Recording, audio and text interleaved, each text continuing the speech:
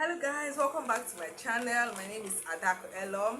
I'm glad to have you guys back here with me. Okay, to those who are new here, I say a very big thank you. Thank you for tuning in. Please remember to subscribe, and to those who have subscribed, thank you very much for subscribing. Okay, so in today's video I would love for us to round up our discussion on fibroid. We started this discussion for our new members. We started this discussion in my last two videos. Please do well to watch them, please, so you can have a better understanding of what I'm talking about. Okay, so today we'll be looking at the possible treatment options for fibroid. Yes, possible treatment options. The treatment options depends on the severity of the symptom. That's how severe the symptom is, how severe the fibroid symptom is, and also on the individual, especially if the individual um, is that person that wants to get pregnant in the future, right? Okay, and then the treatment options includes one. Sorry, I'm going to be looking at my book so I don't lose my line of thought. Okay, one of the treatment options includes the minimal invasive procedures, right? Procedures, so there are more than one.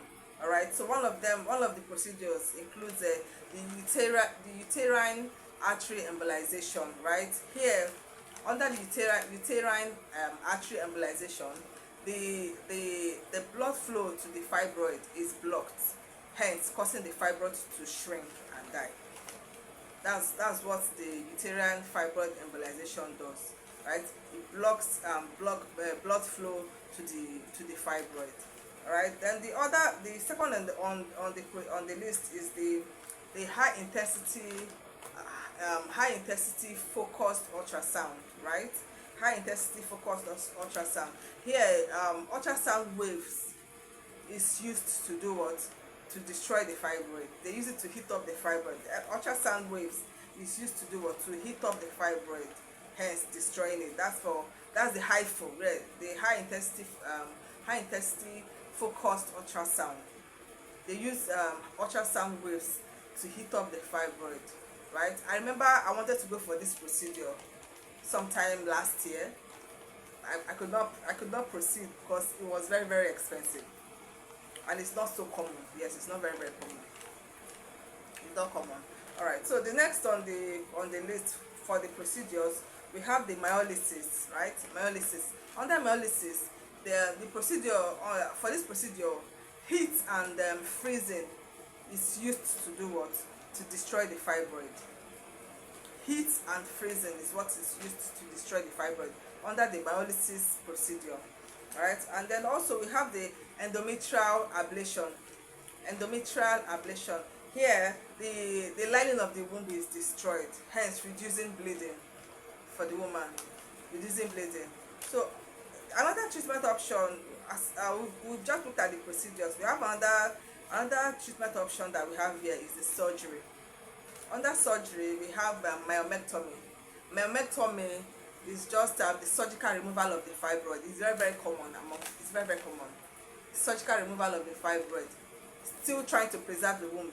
While the womb is preserved, they just remove the fibroid while still preserving the womb. That's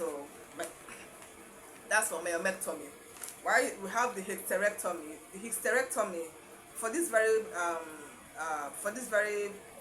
one, this is the total removal of the womb. Here, the womb as a whole is removed. Remember, we mentioned that fibroids thrives within and around the womb. So if there's no womb, obviously there won't be any fibroid. So experts have even come up to say that hysterectomy is the permanent solution to getting rid of fibroid, right? Okay, and then still on the treatment options, we have monitoring of the fibroid. For the monitoring of the fibroid, here is just for those fibroids that do not have symptoms. Maybe the person got to know that she had fibroid while trying to treat another ailment, right? Maybe maybe she just went for a scan for something else and then discovered that she had fibroid. So long as the fibroid does not have any symptom yet, you don't really need to do much.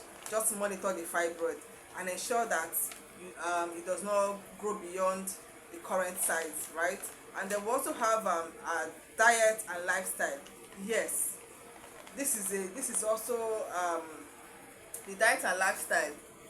If is a good treatment option, especially if the fibroid is not on the large side. Yes, the fibroid has not grown. For those ones that are still just coming up, you can control um your fibroid by monitoring what you eat. Fibroid thrives on sugary things. It thrives on sugary things, yes. And also our lifestyle. Let's be active. Let's exercise regularly. That's also a good treatment option.